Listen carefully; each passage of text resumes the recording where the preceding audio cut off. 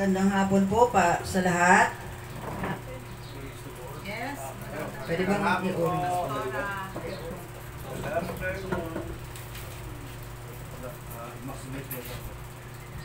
Sige. Sige, sa taas. Sa, ano ba? Nakaan. Okay.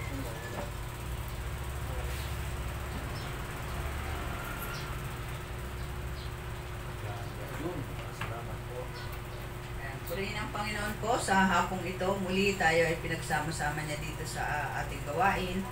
Sa Diyos ang papuri. Amen. As we study our lesson, nasa series lesson pa rin po tayo. And we are on the Renew series, lesson 3. Sino po ba ang nakakaalala ng lesson 2 natin? May Gcash.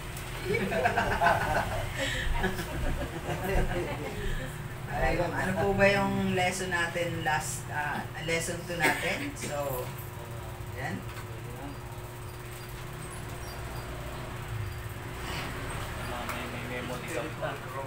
May memory gap na daw. Ayan. Purihin ang Panginoon sa umagang ito, ay sa hapong ito. Yan. Lagi na lang ako umaga, pero everyday is a new day. Ayan. So our lesson for today, the title is Spiritual Growth or Spiritual Maturity. Review lang din doon sa natin, last lesson from the book of Romans chapter 12 verse 1 to 2. Sabi ron, di ba? Transform o do not be conformed to the pattern of this world. So meaning you must be molded by God. At sabi doon, offer your body as a living sacrifice. And spiritual growth is the process of accepting reality and living life on its terms. Ayan. Ayan po, tayo po ay tumayo para sa pagbibigay galang sa ating banal na salita ng Panginoon. Hango sa 2 Peter chapter 3 verse 17 to 18. Taglish po yung aking PowerPoint para mas okay naman po yan. Wala namang problema. Sige po, tayo po ay basahin po natin itong dalawang verse na ating foundation text ngayong araw na ito. Ngayong ito ay alam na ninyo mga kapatid, dapat kayong mag-ingat upang huwag kayong mailigaw ng mga taong walang sinusunod na batas. Sa gayon, hindi kayo matitinag sa inyong mabuting kalagayan. Sa halip patuloy kayong lumago sa kagandahang loob ng ating Panginoon at tagapagligtas na si Jesucristo. At sa pagkakilala sa Kanya ang kaluwalhatian ngayon at magpakailanman. Amen. Purihin ka, O Diyos, na buhay, dakila at makapangyarihan sa lahat. Ang gawain ito, Panginoon, ay inihahandog namin sa iyo, Panginoon, yes, O God. Maging mabangong samyo ito sa iyong harapan, O God. Gamitin niyo po ang iyong abang lingkod, Panginoon. Ang divine wisdom po na nanggagaling sa iyo at hindi po ang sa aking Panginoon. Itago po ninyo ako sa inyong likuran upang ikaw ang mapupurihan, O God. And sa aming mga nakikinig, Panginoon, ito ay maisabuhay, Panginoon, at ma-share din po sa mga sa ibang tao, yes, O God. Marami pong salamat, Lord. Pinupuri ka namin sa araw na ito, sa mga oras na ito, sa lahat ng oras ng aming buhay. In Jesus' name we pray. Amen. Amen. Upo na po tayo. Ayan, sabi nga doon, but grow in the grace and knowledge of our Lord and Savior, Jesus Christ. To Him be the glory both now and forevermore. So, yan, no? Renew, diba? So, bakit nga ba ito yung napili kong series? At saka, ginawa ko mong series yung lesson ko para hindi po ako nahihirapan maghanap ng topic, diba? So, kaya ginawa ko po siyang series para continuous po yung pag-aaral. At napaka-importante po para sa atin tong series na Renew para sa atin. Bakit po? While we wait for the blessed hope, ayun. While we wait for the blessed hope or the second coming of Christ, we have to renew our mind and hearts, diba? Hindi po, hindi po natin maiiwasan na tayo po kasi ay nandito pa sa mundong ito, diba? Pero ito po ay nagsisilbing paalala sa atin. Paalalahanan tayo palagi na araw-araw na meron tayong dapat na sandigan sa buhay na ito. But before that,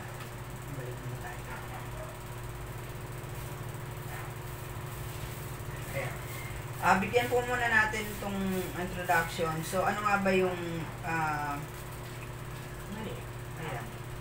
what is growth in grace and knowledge? So, God wants you to grow in the grace of knowledge of our Lord Savior, Jesus Christ. Pero paano nga po ba? Paano ba natin gagawin yon na tayo ay mag-grow? So, parang ano po yan? Parang seedlings o parang tanim, 'di ba? Na kung saan itong tanim na ito ay kailangan niya mag-ugat. Kailangan niya ng soil, kailangan niya ng light, kailangan niya ng fertilizer, di po ba? Para yung soil ay yung seedling na yon ay tumubo ng maayos. Ayan.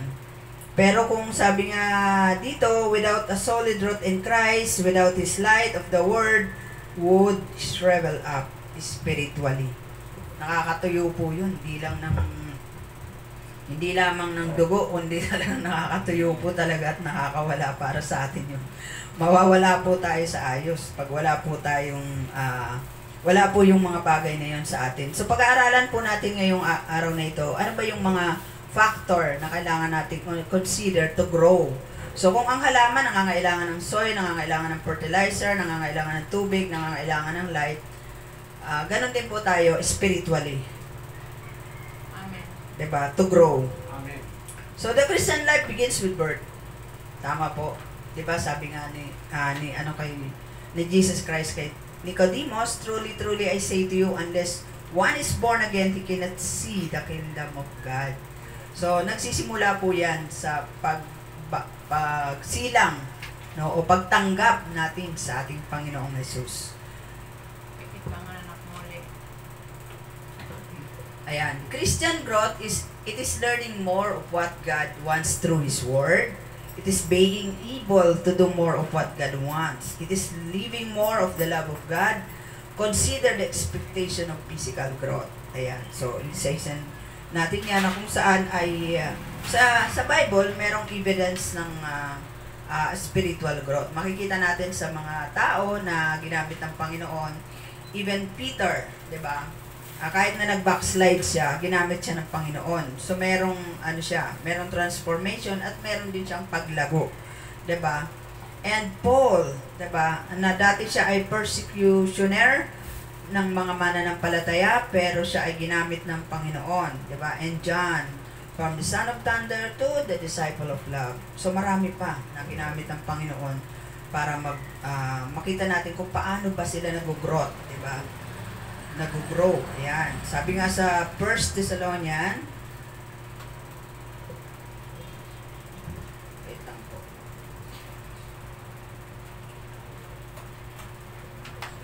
Nahuhulog yung aking. So, the evidence of growth in grace and knowledge, sabi sa 1 Thessalonians chapter 3 verse 12, may the Lord make your love increase and overflow for each other and everyone else, just as our does for you. So, yung evidence daw ng growth in grace ay sa pamamagitan ng paglago ng pag-ibig natin sa Panginoon. So, sa sample na lang po natin sa ating kapwa, sa ating magulang, sa ating asawa, na kung saan may paglago po ng pagmamahal dyan. Kasi kung wala po yan, hindi po tatagal ang isang mag-asawa. So, from time to time, every now and then, merong paglago sa kanilang pagmamahal sa kanilang mga partner, sa kanilang asawa. Diba? Tama po ba? Amen. Yan, diba? So, every day, Valentine's Day, dapat sa mag-asawa, diba? Ayan. So,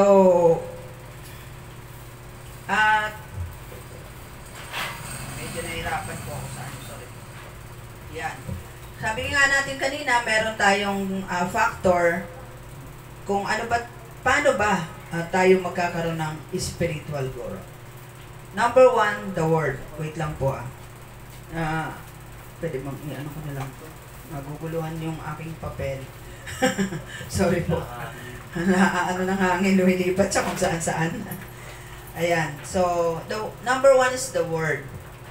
So, sabi nga po sa Psalm 1, chapter 2, verse 3, But whose delight is in the law of the Lord, and who meditates on his law day and night, that person's like a tree planted by streams of water, which yields its fruit in season, and whose leaf does not wither, whatever they do, prosper.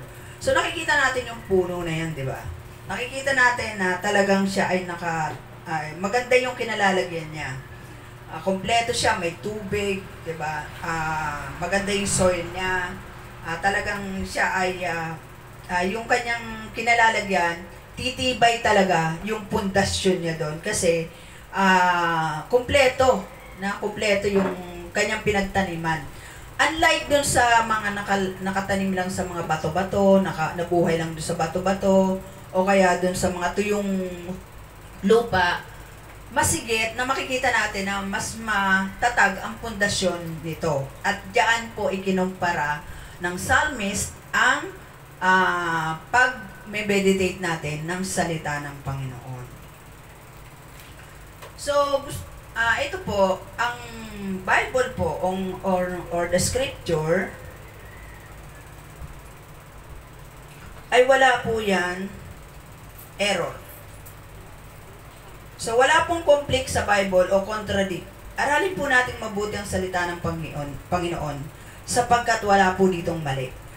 Lahat ay kinasihan ng Banal na Espiritu, ang lahat na nakasulat dito, kaya nga po kailangan nating i-meditate ito upang mas lalo nating maunawaan kung ano ba ang hinahatid ditong mensahe para sa atin.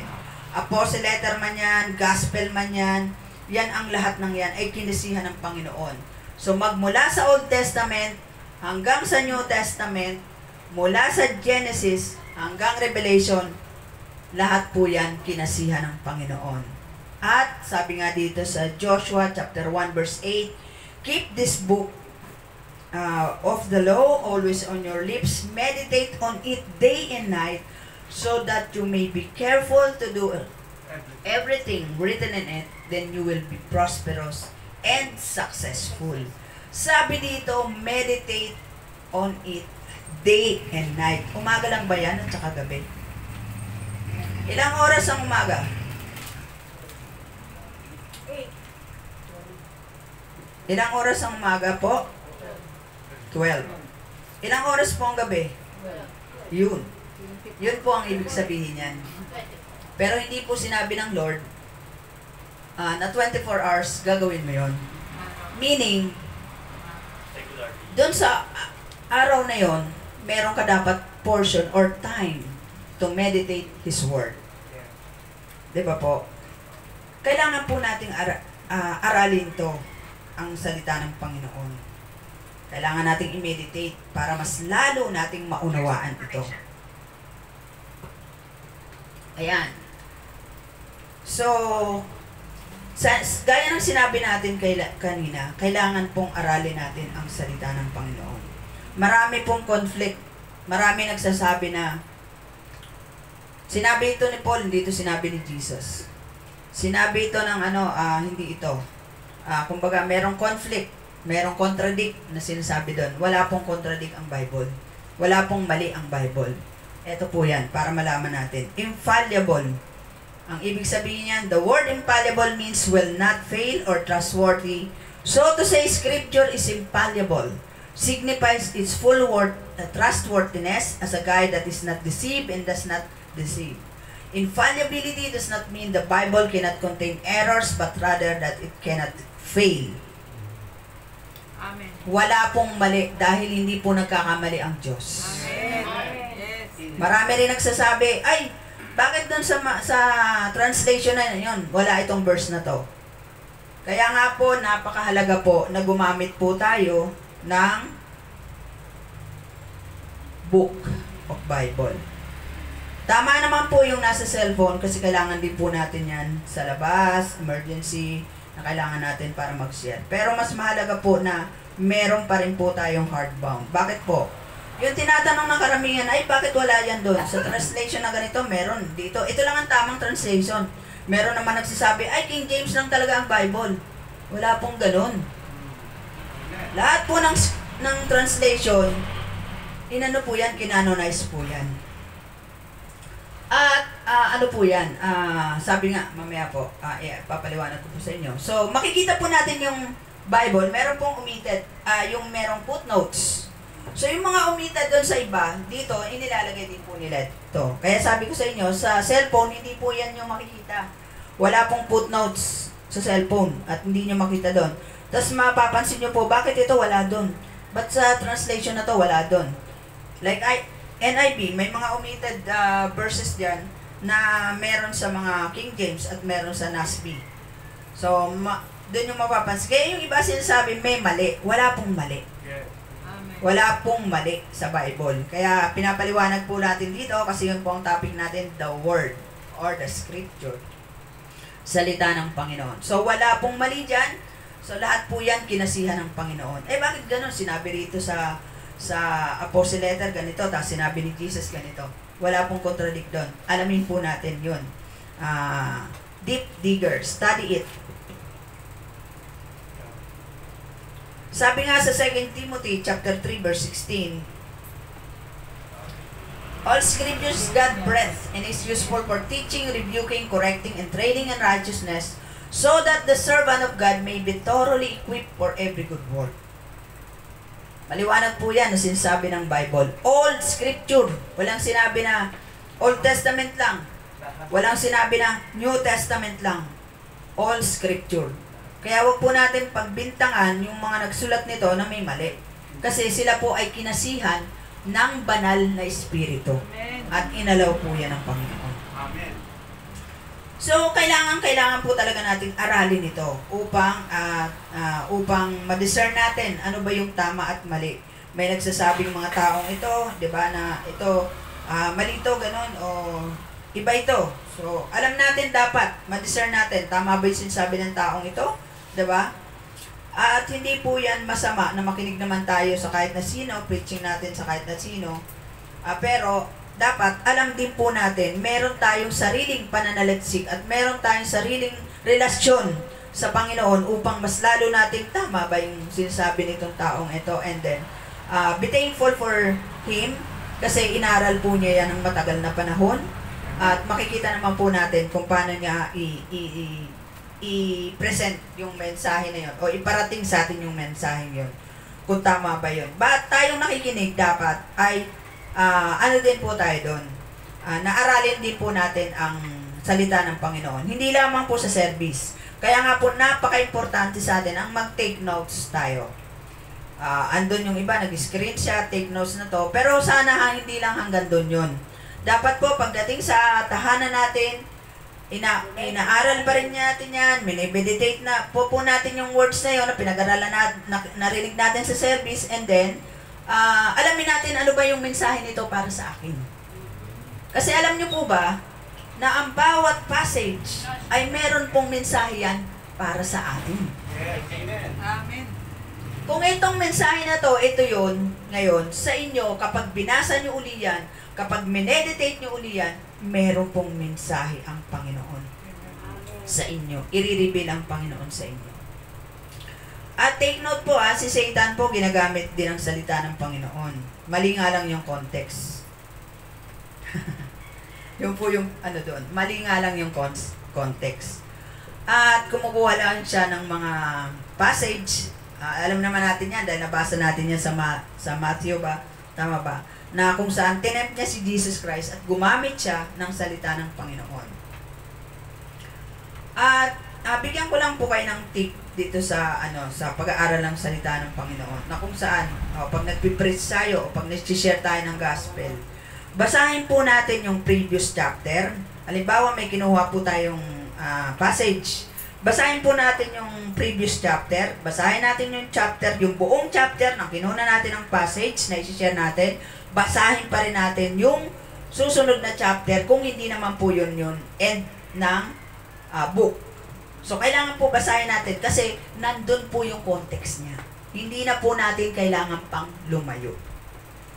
Nandun po yung context niya. At sabi nga sa sabi nga ng mga scholar na scripture interprets scripture. So napakahalaga po 'yan sa mga taong nagsi-share. At tingnan po natin yung ginagamit na mga passage din. Hindi lang po natin ito basta ito lang, kinuha ko lang to, okay na. So, hindi yan isang upuan lang. Pray for it, kneel down to God, and ask wisdom for Him. Nasa Kanya manggaling ang insight, hindi po sa akin, Lord. Gamitin nyo lang po ako bilang daluyan ng mensaheng ito, tagahatid mensahe po, hindi po sa akin galing ito. Napakahalaga po nun, mga kapatid, na ang ipararating po natin sa mga nakikinig sa atin ay ang salita na nanggagaling po sa mensahe talaga ng Panginoon. Amen. Sa mga nag-take down notes, i-review nyo po ito. I-review nyo ito not to criticize the one who exhort doon sa message. But kung paano ito, ano ba yung meaning nito para sa iyo? Meron po yan. At dito po, ayan. Sabi nga dito, bakit po natin binibigyan ng diin, no? Na kailangan po nating aralin yun. Kailangan po natin pagbulay-bulayan ang bawat mensahe na ibinibigay natin sa tao o sinishare natin sa tao. Ayan po ang dahilan, mga kapatid. Huwag maghagad na maging guro ang marami sa inyo dahil alam ninyo na tayong mga nagtuturo ay hahatulan ng mas mahigpit kaysa iba. Maliwanag po yan dyan. Na kailangan po nating aralin ito, kailangan po nating i-meditate ito. Kung maaari lang, iyak natin, Lord, parang awa mo na, tulungan mo ako. Na maipahatid ko ito sa mga nakikinig nang naaayon sa iyong kalooban. Hindi po ang sarili nating insight.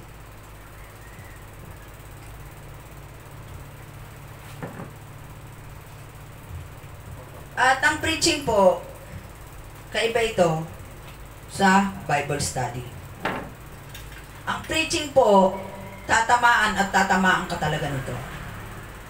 Bakit po? The Word of God is living and active, sharper than any two-edged sword. Pero po, pag tinamaan po tayo, magpasalamat po tayo. Bakit po? Ako po, experience ko rin yan.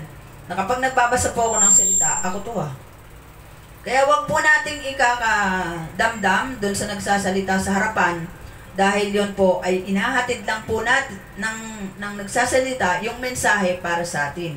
Ngayon kapatid, kung ikaw ay nasaktan doon, magpasalamat ka. Ibig sabihin, nag-penetrate sa iyong puso yung sinasabi ng salita ng Panginoon. Ibig sabihin, mahal ka ng Diyos. Amen. Gusto niyang mabago ka. Gusto niyang maunawaan mo yung mensahe na ipinahatid sa iyo. At napaka-importante ng pag-aaral na yan, yung pag-aaral na yan, gamitin po natin. Yung inaral natin, gamitin po natin yan to share the gospel. Bakit po? Act now, hindi po bukas. Hindi kung kailan mo lang gusto, kundi act now. Kung may narinig kang word ngayon, kung may napag-aralan ka salita ngayon, share it. Marami pong pagkakataon ngayon na makapag-share. Bakit po? Sa atin po, napakaluwag ng ating gobyerno para dyan meron pong bansa talaga na hindi na nakakapag-share ng gospel.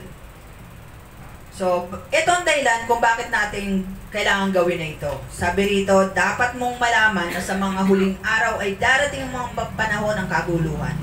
Sapagkat ang mga tao ay nagiging maibigin sa sarili, maibigin sa salapi, palalo, mapagmataas, mapagsamantala, suwain sa magulang, walang utang na loob at lapastangan sa Diyos. Sila'y magiging walang pagmamahal sa kapwa, walang habag, mapanirang puri, walang pagpipigil sa sarili, marahas at walang pagpahalaga sa mabuti. Sila'y magiging mga taksil, padalos-dalos, mayayabang, maibigin sa kalayawan sa halip na maibigin sa Diyos. Sila ay mga anyo ng pagiging maka-Diyos, ngunit hindi naman nakikita ang kapangyarihan nito sa kanilang pamumuhay. Iwasan mo ang ganyang uri ng mga tao. Napakahalaga po itong bilin sa atin na ito. And ngayon pa lang po, huwag na nating hintayin yung dumating ng araw na ito. Bagamat ngayon pa lang ay meron ng matitigas ang ulo, meron ng talagang mga gumagawa nito, pero pray for it, 'di ba? Mahirap mahirap talaga sa totoo lang. Nakakaranas po tayo ng diyan. Minsan po hindi binabato pa tayo ng hindi magandang salita, 'di ba? Para lang patanggapin sila, para lang ibigay sa kanila yung mensahe ng Panginoon. Pero ang nangyayari, ang tingin nila sa atin kaaway. Pero hindi yun eh. Ang kaaway nasa tabi lang nila. Si Satan lang ang kaaway. Kaya ito po, napakahalaga po nito na ma-share natin sa iba, ma-share natin yung gospel sa iba habang ito pa yung maayos pa yung panahon. Hindi na nga lang sobrang maayos, pero may pagkakataon pa tayo. Hindi pa ganun katindi yun. Ito yung sinasabi ko sa inyo, siningit ko lang to, na kung paano natin, kasi maraming ang, bakit ito ganito, bakit doon, sinabi ni Jesus yon, bakit dito sinabi ni Pablo to, so may contradict, di ba? So sino susundin ko? Eh di susundin ko yung sinabi ni Jesus, hindi po yun, ganito po yan, di ba? Alamin mo muna yung konteksto na yon, para kanino yon, kailan sinulat yon, saan sinulat yon, ano ang mensahe nito para sa iyo, at ano ang mensahe nito para sa kanila before. Bakit ito isinulat? At paano mo to i-execute? Paano mo to i-aano sa sarili mo? Paano mo to i-apply sa sarili mo? Execute yung Word of God. So yan po yung binigay ko lang po sa inyong guide para hindi po kayo malito at hindi po masabi nyo na ay ang susundin ko si Jesus Christ, hindi si Pablo. Remember the 2 Timothy chapter 3 verse 16 to 17. All scripture is